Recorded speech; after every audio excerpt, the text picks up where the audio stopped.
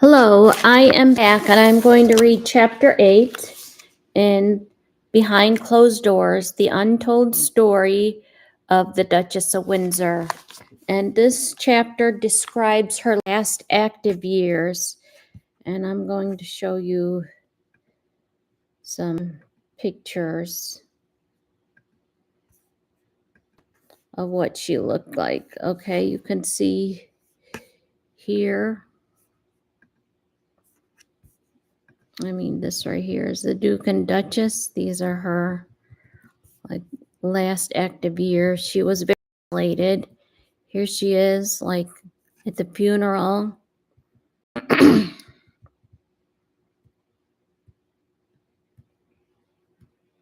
Anyways, that is what she looked like, and I'm just going to read to you the description. The later years of the Duchess of Windsor, Wallis Simpson, was marked by increasing isolation and declining health. After her husband's death in 1972, living a reclusive life in Paris under the strict control of her lawyer, Suzanne Blum, eventually suffering from dementia, speech loss, and physical decline before dying in 1986. Her final years were documented as tragic and isolated, sparking controversy over Blum's management. So she was the widow to the Duke of Windsor, who died from throat cancer in 1972. She became a recluse in Paris. So, so that's that. And this is the chapter we're going to read about her last active years. And it's very sad what happened to her, the way she had to live, especially after David, the Duke of Windsor, treated her so well.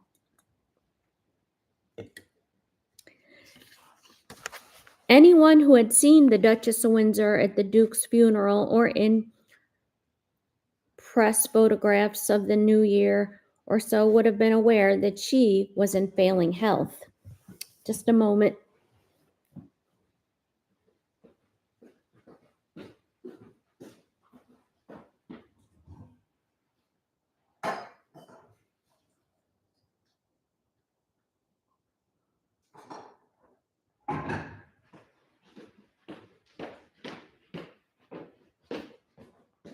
Sorry, I'm starting to read this. I was making myself some tea and I left the stove on.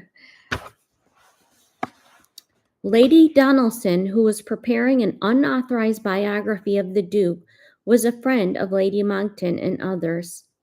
She asked me to help her with some aspects of research, and in the course of this, she told me that the Duchess had arteriosclerosis, a theory much vaunted at the time but denied by Joanna Schutz, who pointed out that until November 1975, the Duchess was perfectly capable of taking decisions and was aware of what was going on around her.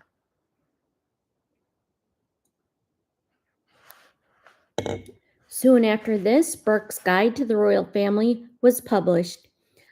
I set off to Paris with 2 copies, one for the Duchess of Windsor and one for John Utter. I went along to the house and the boys on the morning of 9 March 1973. John Utter and Miss Schultz, they were both at their desks as usual. There was no plan for me to present a copy to the Duchess in person. I now realized she was not particularly well at that time, but suddenly Miss Schutz got up from her desk and took a copy of the Duke's memoirs, and it was in French, which had lately been republished, and asked me to write my exact name on a bit of paper. She disappeared upstairs and presently returned with a copy inscribed to me by the Duchess. She apologized that the Duchess was not dressed, so could not receive me.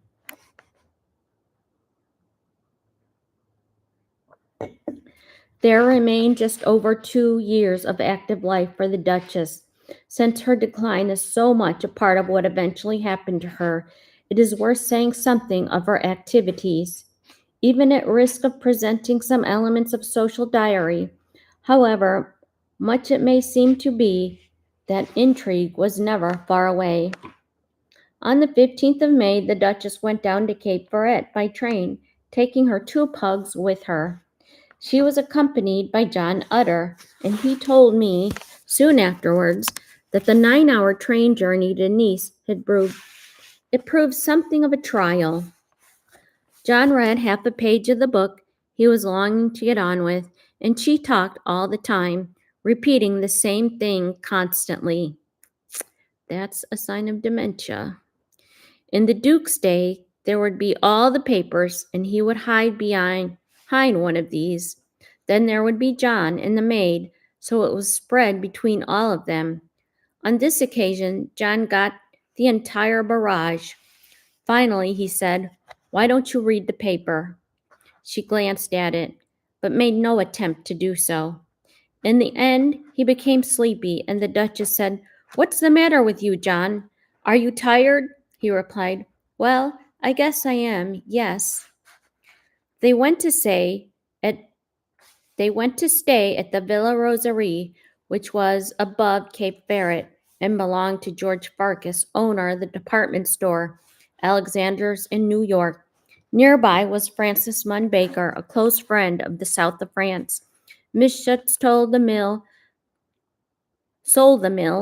to a Swiss industrialist, Edmond Artar, for 2 million French francs, a sale which was completed on 27 June.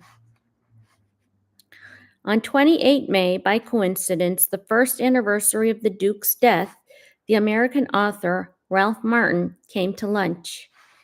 He left a description of the Duchess as being alert and talkative, if not small and frail. He noticed that her recent fractured hip had taken away some of her grace of movement, and she told him, "It's because it's only partly plastic. If it were all plastic, I could move more smoothly." Martin was there to see the Duchess because he was writing a biography of her, though this was an unauthorized version. John Utter was anxious when he saw Martin steering the Duchess off alone into a drawing room to talk to her, fearing what she might say to him, but he felt unable to interrupt them.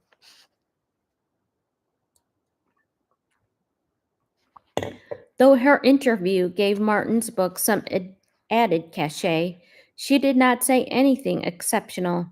He succeeded in getting some quotes from her about childhood, and she told him how against the abdication she had been. So Wallace writes, "I told him it was too heavy. It's too heavy of a load for me to carry. I told him the British people were absolutely right not wanting a divorced woman for a queen. I told him I did not want to be queen. All that formality and all that responsibility. And I told him that if he abdicated, every woman in the world will hate me, and everybody in Great Britain would feel he had deserted them. He said he didn't want to be the king without me, that if I left, he would follow me wherever I went." "What could I do? Oh, what could I do?" she said.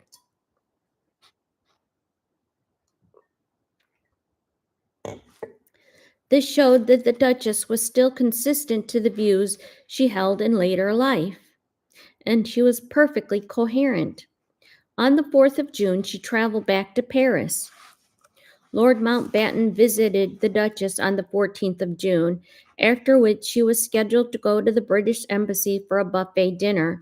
He arrived for tea, which, because it was a hot day, proved to be a cold ginger beer. He suggested that she should form a trust chaired by Prince Charles, with Philippe de Gaulle, son of the general, as the French trustee. He thought she liked the idea. Mountbatten wrote to Bloom on the 18th of June, and she wrote back on the 2nd of July with the same message. She had lunch with the Duchess, who had arranged everything in accordance with the wishes of the Duke and herself and the French state. She hoped no one would be unhappy with the outcome. She was happy to hear any further suggestions from him, and would be willing to see Prince of Wales if he came to Paris. The day after the Mountbatten's visit, on 15 June, the makers of the Sinclair plate in memory of the Duke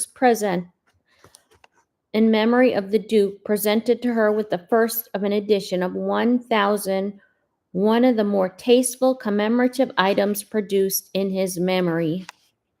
On the 11th of July,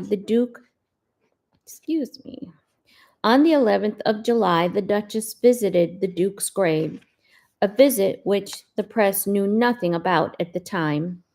The Queen was in Edinburgh at the Holyrood House, but sent an Andover from the Queen's flight for the Duchess. She traveled with John Utter, was met by the Duke of Kent and Lord Mountbatten, and had lunch at Windsor Castle. A telegram was delivered to Mountbatten from Prince Charles, then serving at sea. It was about Uncle David's foundation, the plan hatched by Mountbatten by which the Duke's money might eventually be put into a charitable trust in England. A curious aspect of this is the arrival of the telegram, which the Prince of Wales had clearly sent to Broadlands some days before. Therefore, Mountbatten had created a coup d'etat on the occasion of the Duchess's only visit to her husband's grave in order to advance his cause over the money.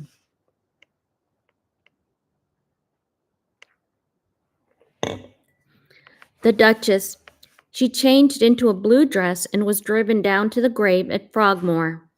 Elizabeth Johnson, wife of the Assistant Comptroller of the Lord Chamberlain Office and a professional photographer in her own right, was asked at the last moment to come and take photographs. The Duchess posed beside the grave between the Duke of Kent and Mountbatten. Mrs. Johnson also took a photograph of the Duchess leaving the private royal graveyard, the last ever taken of her on English soil. The Duchess flew back to Paris in the early evening. I happened to be in Paris and visited the house the next morning. Where I was there, the internal telephone on Miss Schutz's desk rang. It was the Duchess, and so the closest I ever got to her was to hear her voice on the telephone, discussing the previous day, how well the visit had gone, and the question of thanking the Queen. The conversation lasted a while, and as soon as it was over, John Utter suddenly stopped talking to me and extended his hand, which hovered for a moment above his telephone. I wondered why he did this. His telephone rang as he knew it would. "Good morning, Your Royal Highness," he said, and there then followed an exact rerun of the previous telephone conversation. On July 27th, Mountbatten came to see the Duchess at 5 p.m. I heard about the visit the following day, driving down to Osme with John Utter. John did not care for Mountbatten, nor for the way in which he ordered him about. "You should have heard him yesterday," he said, quoting Mountbatten. "John, get your notebook out." As related on such occasions, John took the precaution of calling in Mater Blum to come and sit next to the Duchess to prevent Mountbatten from trying to walk off with gold boxes and other objects. Mountbatten had a habit of remembering things that David had promised him years before, as far back as the voyage to India on the Renown in 1922. David always said that one day this would be mine, and he would reach out and try to take a gold box. This was the first time I ever heard Mater Blum mentioned. She was summoned, as any of us might, when we needed the additional support of a lawyer.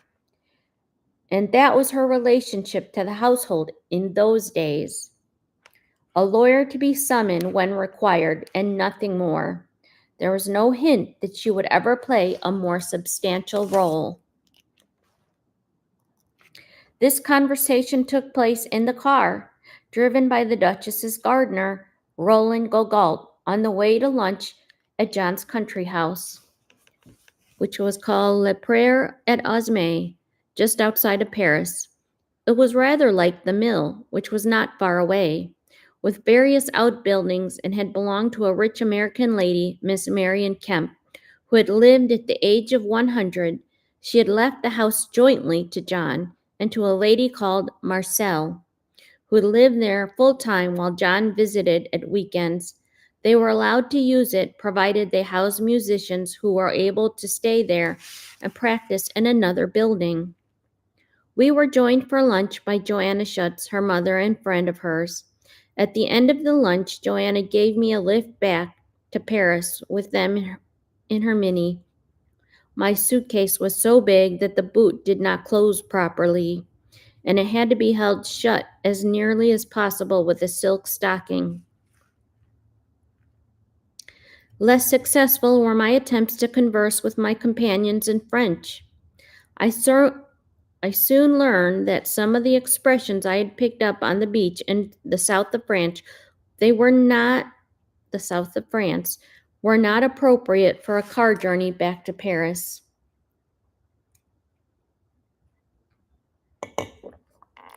Joanna deposited me at Les Invalides. It was only just over a year since the Duke's funeral. I would never then have imagined, when we were walking around outside St. George's Chapel, looking at the wreaths, that I would one day find myself in that car. Mountbatten was not discussed on the journey back to Paris, but 3 years later, Johanna Schutz gave me her version of Mountbatten and his visits, which I recorded on the day she told me.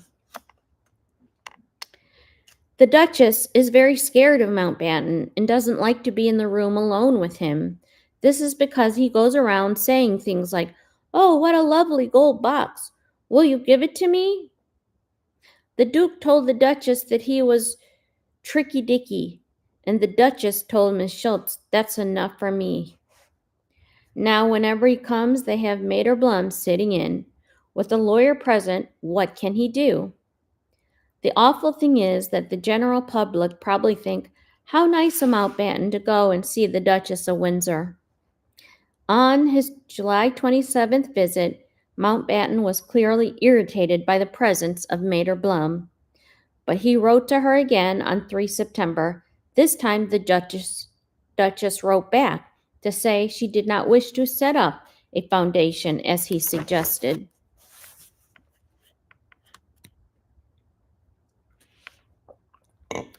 As you say in your letter, my decision will not have an effect on our friendship in any way. I feel quite sure that David's memory will be preserved among his countrymen and others through the dispositions I have decided to make. The Duchess sent a copy of this letter to Prince Charles. When Mater Blum returned to Paris after her summer holiday, she found Mountbatten persistently pursuing his idea for a foundation, and in October she wrote to Joe Burrell complaining that Mountbatten was still not accepting what he had been told the year before. Sometimes Lord Tennyson used to come and dine with the Duchess. He recalled that she liked to talk about old friends such as Eric Dudley, Perry Brownlaw, Colin Bust, Sheila Millbank, and others. He was one of those who advised her not to lend the Duke's clothes to an exhibition in New York. Significantly, she never discussed the disposition of her papers with him. The Duchess hardly ever discussed anything controversial, except once she was in a towering rage and spoke of the impertinence of Mountbatten's visits when he attempted to dictate her bequests under her will. Mountbatten's endeavors continued for another year and a half, but he did not see the Duchess again until November 1974.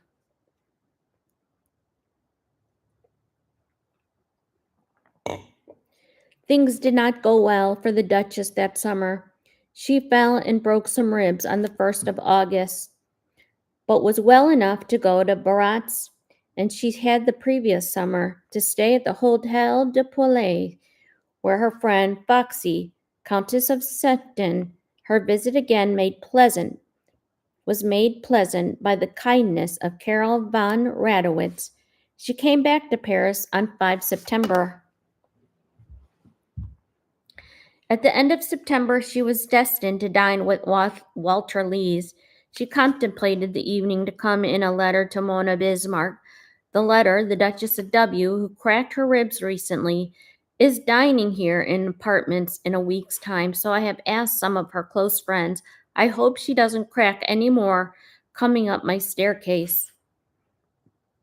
The last time I went to the house when both secretaries were on Monday, the 15th of October. My abiding memory of that visit was the butler, Georges, looking over the railing from the upper landing outside the Duchess's room, and John saying, "He'll want to know who you are and why you're here." On the 22nd of October, Princess Alexandra and Angus Ogilvy came to Paris and called on the Duchess for cocktails that evening. The next day, the Duchess went to Chanel and was then visited by Ashton Hawkins. Okay, there's a bunch of pictures, which I'm going to put up later as a slideshow because these are pictures in the book. So, pictures of Mater, Suzanne Slum, who was the lawyer. Pictures of the Duchess's coffin from 1986. Pictures of Prince Charles with Mountbatten, the Duchess of Windsor, all kinds of pictures. So, of the Metropolitan Museum in quest of clothes for the Costume Institute. On the 9th of November, it was recorded that there were some problems between Blum and John Utter. The wedding of Princess Anne to Captain Mark Phillips on the 14th of November brought the Duchess into the British media spotlight once more, there being some speculation about whether she would or would not be invited. In fact, she was not invited, nor did she send a present.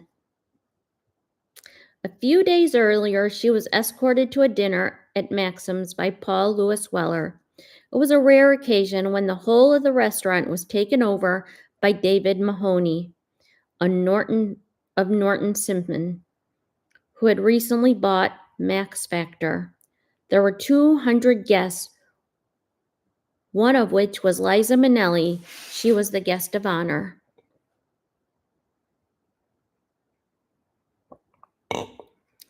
As the Duchess left Maxim on the arms of the doorman and another figure, she slipped and was photographed looking rather pathetic.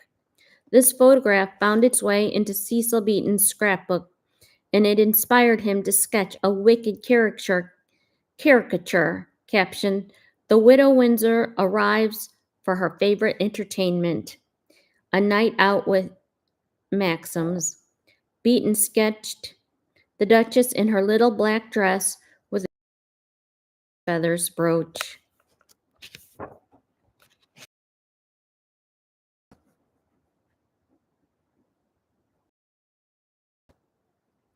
There was a necklace of enormous pearls, wild arthritic hands, and spindly legs. She was supported on either side. This was done for his own amusement, and it was never published. On the night of the wedding, the Duchess was photographed at a party at the Wally Finley Art Gallery in Paris, invited there by Vice President Simon Caroff. Hardly had Princess Anne's wedding passed by the Duchess had to face more press trouble. She had been visited by Charles V. Murphy, the man who had ghosted the Duke's memoirs. He proceeded to write an article for Time Life, which was widely copied by other papers, in which she was quoted as saying, "It's a bombshell world full of violence and horror, and I no longer understand or like it very much." The impression given was that she had few interests in life and refused to take sleeping pills as she felt she needed to be alert at night to see if the night watchman, a former French paratrooper, was doing his job. Her companions were her pugs. Among other quotes, she told Murphy, "I don't dance anymore." Within days, the Duchess complained in the courts about the serialization of Ralph Martin's book, the woman he loved, as a result of which many copies of the Ladies' Home Journal were seized.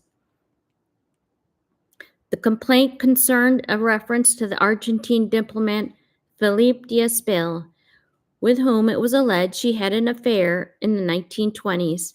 The implication that he was the man she really wished to marry, the true love of her life, rather than the Duke.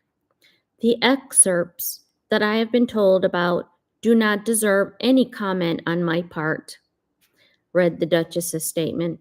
If some readers are so naive enough to believe what is printed about me, I can only feel sorry for them. The Duchess won the battle, but Ralph Martin published the book containing his version of her affair with Espel. The relationship with Espel was something of an open secret. In 1943, Time magazine referred to Espel as a London-tailored expert at the tango, an escort of Wallace Spencer years before she became the Duchess of Windsor. The Duchess herself had made a veiled reference to him in her memoirs, The Heart Has Its Reasons, and it has since been accepted by all her subsequent biographers that there had been an affair. The way the relationship was treated in the various books depended on the dignity or otherwise of her biographers, most, though not all, of whom veered to the sensational. Martin was researching his book at the time when there were survivors who could tell them plenty of stories about Espel. Even Espel's widow, the former Courtney Letts, helped him, and he quoted one of the Duchess's friends as saying, "She would kill me if she ever knew I told you."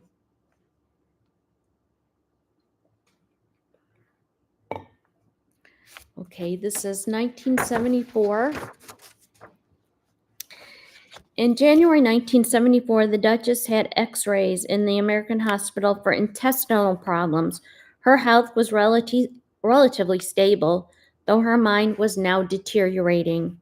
Once again, major witness, I dined with the Duchess one evening, but I am not sure she knew who I was, and she makes up the most extraordinary stories. As Kitty Miller said, the blood isn't getting to her head.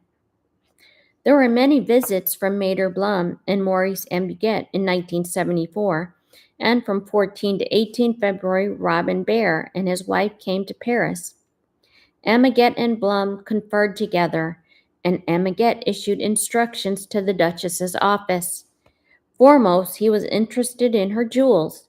He wanted to reduce the insurance paid on them and limit those who had access to them, particularly in light of the fact that the Duchess was going to New York. He wanted only John Utter and Miss Schultz to have a collective mandate with the Bank of Morgan in Paris for access to the jewels. Ambiguet wanted an inventory created of all the furnitures, pictures, rugs, objects of value, silver, and utensils, and even kitchen equipment in number 4 Road de Champ d'Entertainment. He wanted everything to be photographed, especially the silver, the porcelain, the gold boxes, jade, and books in the library, copies to be given to himself and Mater Blum. He wanted to send a financial controller from the Société de Banque Suisse to check the household accounts.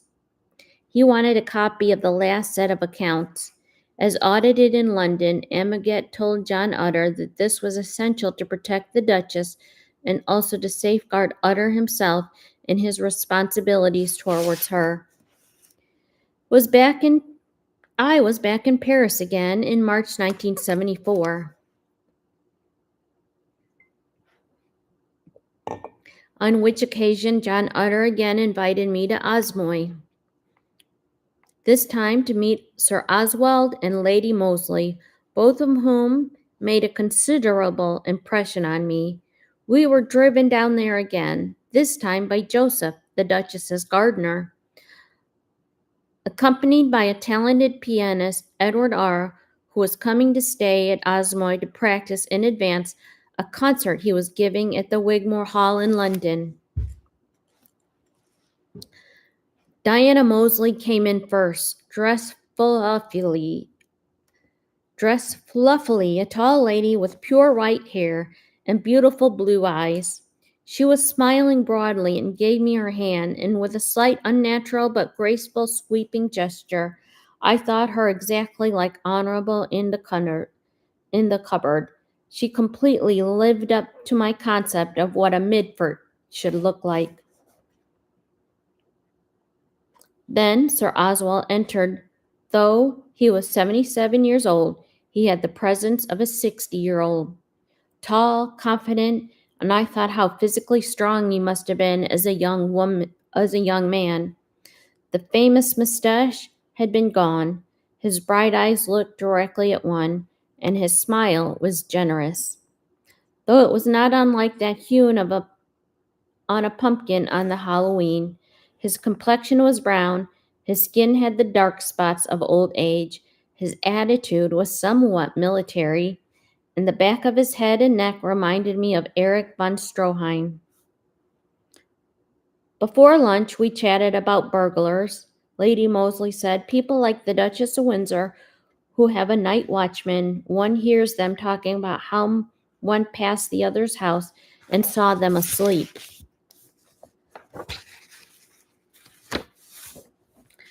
John told how he had been at the Festival International in a concert, and someone had come from Duchess's house to say there had been a burglary. He said it's impossible only to find that it had been his own flat. After lunch, Sir Oswald discoursed on British and French politics, the country's attitude to war, and Harold Wilson. He said, "Look at that little man with his pipe, hiding behind the smoke, saying nothing, holding his party together when they want to go this way and that. That's why all the other parties hate him so much." He talked of the need in politics, the power of persuasion. "You can be successful in your own affairs, but without this, you will never be a good politician." Sir Oswald said it in full measure.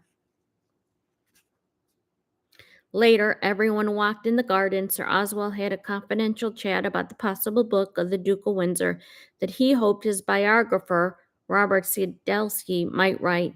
John said that he had contemplating writing one himself. Mosley said that he could think of no one more suitable, but John again. "If you destroy the illusion, they'll hate you for it." Mosley also said that John would be wise not to invite the Duchess to his lovely house, as she would be covetous of it. John assured her that the Duchess had been there to lunch without there being any such issues. Okay, I'm just going to fast forward this last part of the chapter and read the main parts. The Duchess stayed mainly in her cabin with her name and did not appear on the passenger list. Oh, this is when she sailed to New York from Canis on board the Michelangelo. Okay. Sometimes she dined in the dining room, largely out of consideration for Miss Schutz to make the voyage more interesting to her. On these occasions, the Duchess would get Maria to inquire whether Joanna wanted anything ironed so that she knew which colors she would be wearing. During the voyage, the Duchess always called Joanna darling rather than Miss Schultz, as she did not want the other passengers to think she was traveling with her secretary. The Duchess then liked to observe the other guests and speculate about their lives, sometimes all too audibly. "Shall we invite that one tomorrow?" Or, "Those two are pansies. Maybe we'll go to the ball and see these two." But she took little part in shipboard life. Cummings was a son of Nathan Cummings, sent some fine paintings to cheer up the Duchess of Windsor in her apartment in New York at the Waldorf Towers. Cummings was the son of a Jewish immigrant from Minsk in Russia, near the Polish border. Originally called Komiensky, the parents fled following a wave of anti-Semitism resulting from the assassination of Tsar Alexander II in 1881. and they arrived at St. John, New Brunswick, Canada, where Nathan was born in 1896. The family settled in Waltham, Massachusetts in 1905 and set up a shoe shop.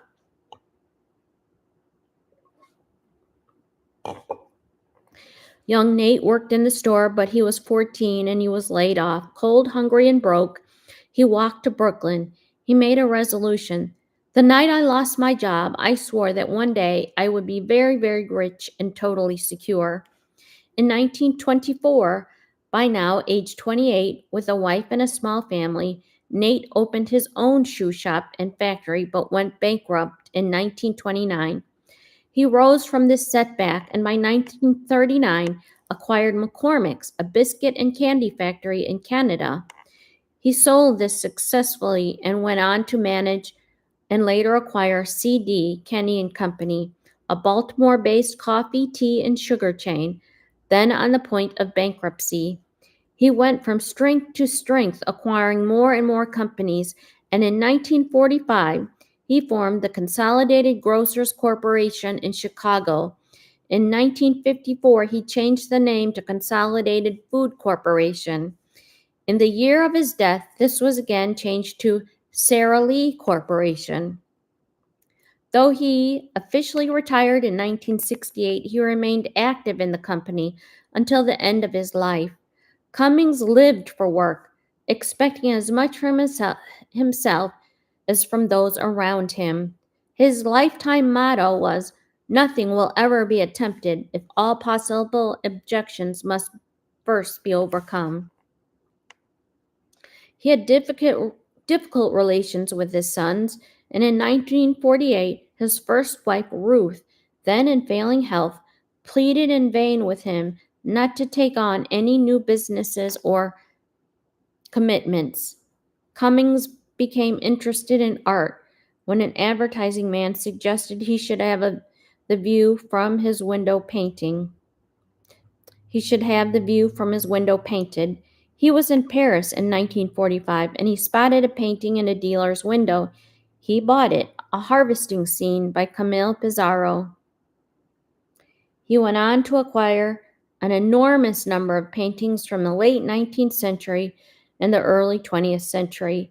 He bought French Impressionists Matisse, Gauguin, Degas, and modern sculptures, including the works of Giacometti and works of Picasso, Chagall, Henry Moore, and others.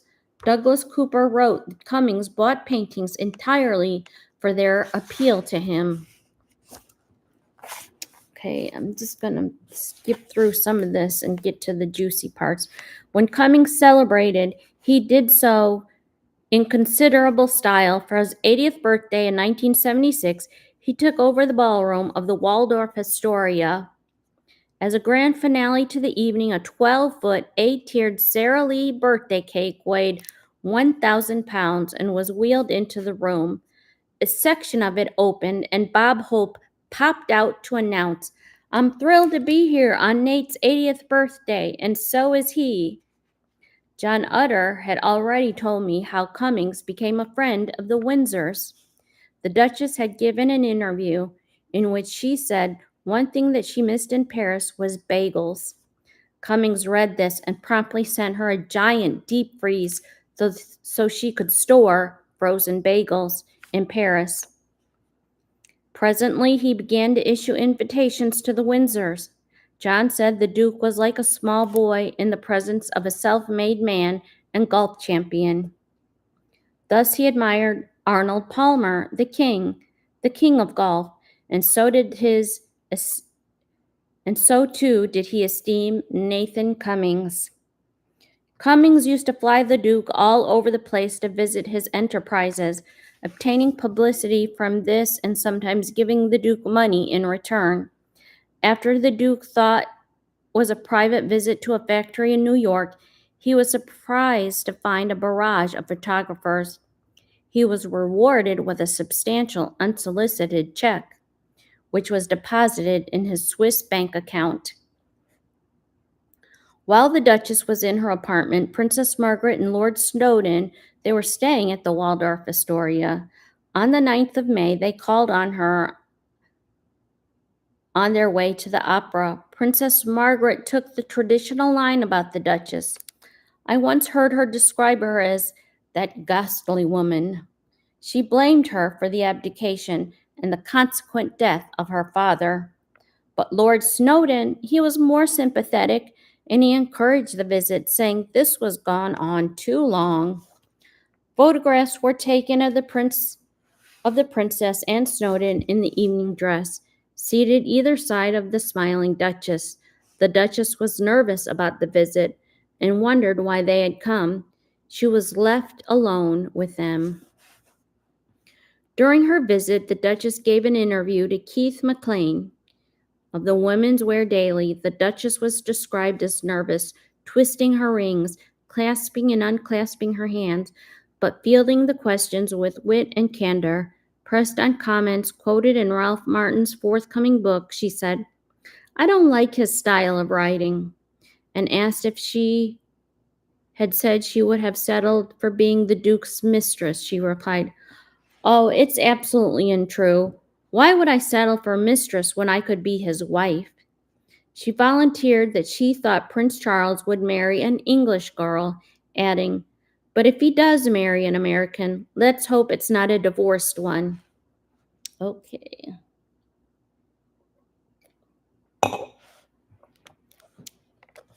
On the 5th of June, the Duchess sailed back to France in Raffaello. She arrived in Cannes on the 14th of June to be met by John Utter wearing a black tie. He told her that the Duke of Windsor's last surviving brother, Prince Henry, the Duke of Gloucester, had died after a long illness. The Duchess hastily found a black jacket to wear. Such were the demands of etiquette. A few days later, she was represented by Lady Monckton at the funeral at Windsor. The Duchess hoped that Grace Dudley would accompany her to the Barats again that summer, but Lady Dudley was not overly excited by the idea of being a dame de campagne to the Duchess and resisted committing herself. She said she might have to look after Peter Ward's children or go to Sardinia. The Duchess became more and more furious, especially when Lady Dudley ended up going to stay with the Count and Countess Brandolini in Venice. Then she was afraid she would not be able to afford the suite she once shared with Lady Dudley at the hotel. But all was well, and the manager was sympathetic, telling her, "Oh yes, I know these Dudleys. Always booking the so-and-so suite, then not appearing, then rebooking, then arriving unexpectedly, and complaining about the wrong room." Instead, the Duchess went to Barats with Carol von Radowitz, John Utter going down at the end of her stay to pick her up. She returned to Paris on the 3rd of September for Christmas. Miss Schutz suggested that she give her friends a new signed photograph. On the 14th of October, Mr. Kuhn came to take photographs of her at the house, and one was used for the card showing the Duchess in her upstairs sitting room with her pugs, Ginseng and Diamond. Okay, I'm going to just read the parts that I outlined. 2 biographies came out about the Windsors during that year. They were not popular in the Windsor household, though the Duchess read neither of them. The first in August was the one serialized the previous year, Ralph G. Martin, The Woman He Loved. The book was thoroughly researched, but tackled a number of scandalous issues, including espial. As mentioned, and the late life friendship the Duchess had with Jimmy Donahue, as well as perceived differences between the Windsors in their marriage. Given the nature of some later books on the subject, the Martin book has almost settled down into respectability. The other biography did not delve into gossip. This was Francis Donaldson's Edward VIII, a tough but well-written life that examined the former king's motives by abdicating and told for the first time the story of his affair with Frida Dudley Ward. It is arguably the most intelligent book on the Windsors, and though it is not an official life, and thus Lady Donaldson is not allowed access to the Duke's papers, it was nevertheless perceptive. If I were to recommend one book to a reader new to the subject of the Windsors, I would still suggest this one, even 35 years later, and despite the mass of new information that has since come into the public domain. Like James Pope Hennessy's Queen Mary, it is a masterpiece.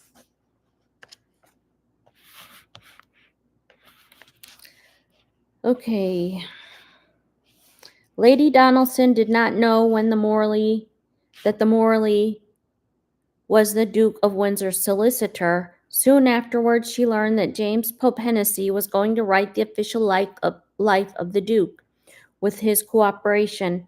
But when this plan foundered, for some unexplained reason, Sir Godfrey suggested she should take this project on.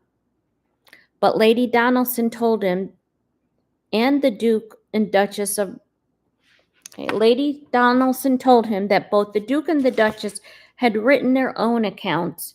She wanted to write an objective version without giving them a veto. Sir Isa Berlin told her that it would be a better book if she did not go and meet the Windsors. Write it as history as it is history. In her memoirs, published many years later, Lady Donaldson gave an excellent account of how she researched and wrote her book, referring to those who had helped her and those who had not, notably Sir Alan Lascelles, who had been the Duke's private secretary in the 1920s. Nevertheless, Lascelles conceded later that she had done a fine job. Frances Donaldson's book was again not a favorite in the Windsors household, but the Duchess herself never read it. Mater Blum wanted to sue Lady Donaldson on what grounds it was unclear, but the Duchess wisely dissuaded her from this action, fearing that to do so would merely give the book additional publicity. Blum would have done well to recall this advice when she acted independently of the Duchess's wishes a few years later. Mountbatten came to the Duchess's house in Bow for tea on 12 November, arriving promptly at 4:30 p.m. He noted, as we had parted on slightly distant terms because she obviously wasn't going to take my advice about what to do in her will, I was amazed at the warmth of her reception. According to him, the Duchess complained that he had not been to see her for so long. He said she had been in New York when he was last in Paris. Once again, it was not long before Mountbatten was proffering advice. At this tea, the Duchess apparently told him that she was considering giving up the house and moving to a suite at Plaza Athene for the time when she was not in New York. She spoke of the sale of the mill and how she found she now had a lot of money. She volunteered that she was thinking of creating a Ducal Windsor fund, and Mountbatten hailed this as a wonderful idea. Not mentioning that this had been his idea in the first place, he said he would write to her with some suggestions, provided she could compete with Mater Blum, her French solicitor. He stayed on for an hour and a half and claimed to be back in business again due to his tact and only responding to her questions. Mountbatten left full of plans. I'm now going to discuss this with Lilibet, Charles, and Martin Charteris, and I have already suggested to her that the way to keep David's name green would be in Wales, and the best thing would be through the United World Colleges, of which I am an international president now. And Charles, I hope, will succeed me. In any case, she said she wanted us both to be associated with the Ducal Windsor's fund, and hinted that she had already asked me to be an executor of her will, though she was never mentioned it before. She begged me to come and see her again, and said she wants to come over and see David's grave next summer. Mountbatten was quick to follow with this up with a letter to the Duchess. Okay.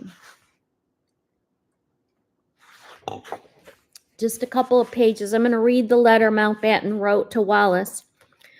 Dearest Wallace, I cannot tell you how much I enjoyed our long gossip over tea on the 12th, and how delighted I was to find you looking so well, even though your back was giving you trouble. I hope it's better. It was lovely talking about David again, and I quite understand that you will want to come and see his grave sometime when the weather is nicer in the summer. I will pass on a message from you to Lilibet to this effect, and I will write again. I appreciate your problem about whether to give up your lovely house in Paris and move permanently to a hotel or not. You asked my advice, but the best advice I can give you is to have two budgets prepared. One marked budget keeping the house, and the other marked budget giving up the house.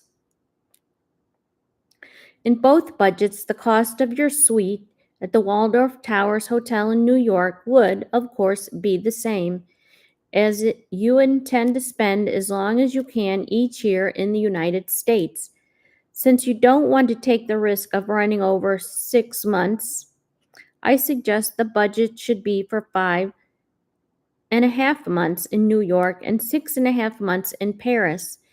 And they would include, of course, the cost of your fare to and from New York, which would be the same in both.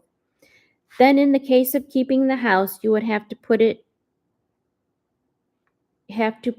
the rent, the wages, the expenses of all your servants all year round. On top of that, you would have to include the cost of your own food and entertaining while living in Paris. And then you would add these together, and that would give you the budget for the year for your living expenses and keeping the house. In the budget giving up the house, you would substitute for the house and servants' expenses an item for what you would have to pay to your chosen hotel, which I understand is Plaza Athene in the Avenue Georges V.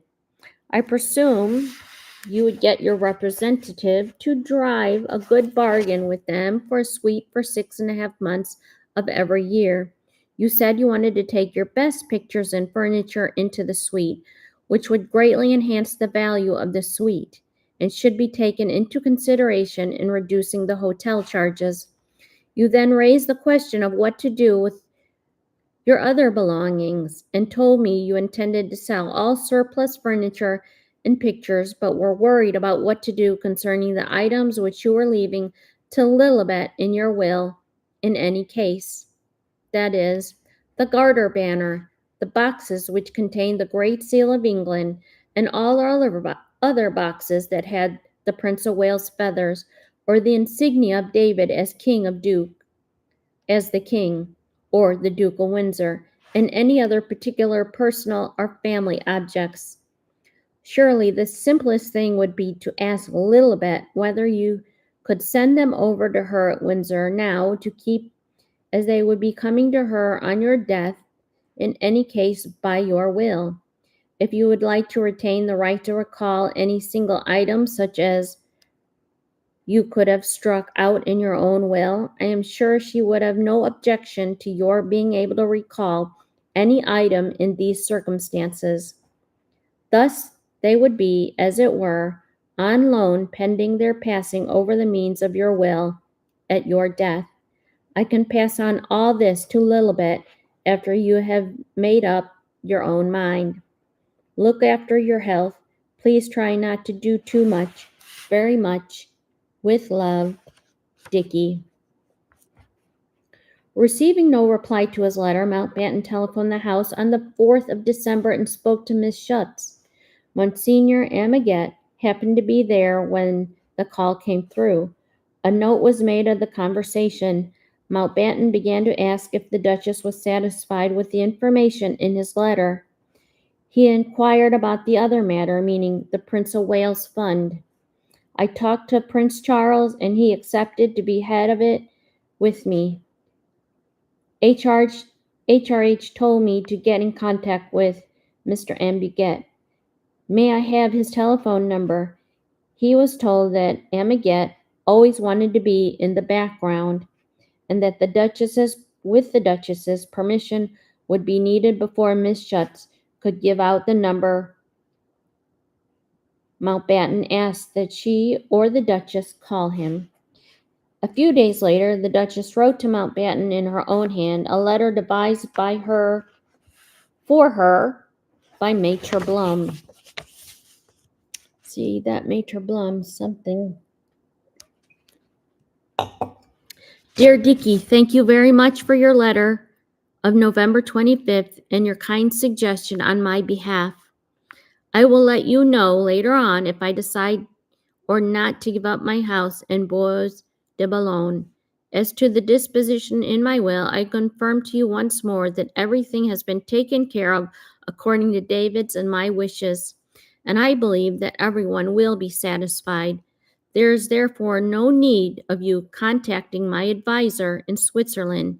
It is always a pleasure to see you, but I must tell you that when you leave me, I am always terribly depressed by your reminding me of David's death and my own, and I should be grateful if you would not mention this any more.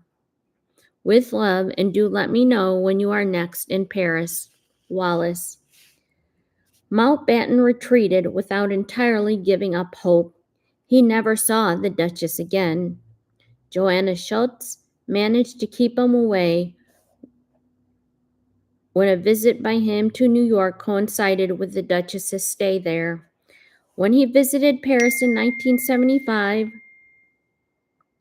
the Duchess was in the American hospital, and when he tried again in October 1976, he was told that the doctors permitted no visitors.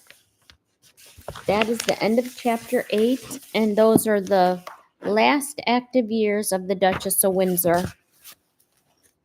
And you can see that was another long chapter, but you can again find this book, Behind Closed Doors, The Tragic Untold Story of the Duchess of Windsor. It was written from Hugo Vickers' point of view.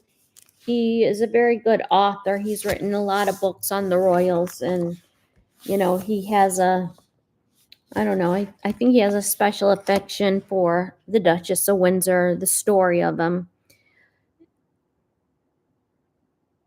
And then here's just a script of what he wrote.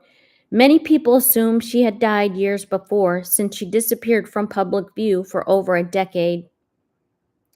She is seen as no more than the star of an old romantic film that most French have forgotten. But the world did take note, describing her death as the final curtain on one of the greatest love stories of the 20th century. The story of the abdication was retold. Embers of the feud between the British royals and the Windsors in exile were fanned once more, and there was increasing speculation about the many historical treasures owned by the Duke and the Duchess, in particular her jewels. Hugo Vickers has followed the unfolding saga of this tragic couple since he was a young man, and with the help of previously unpublished papers and personal testaments, he now brings a whole new perspective to the story. In particular, Vickers focuses on the last years of the Duchess of Windsor, revealing the cold truth about the ruthless exploitation of a vulnerable old woman by an unscrupulous French lawyer called Suzanne Blum. And that is the end of that chapter. Thank you very much for listening, and have a nice day.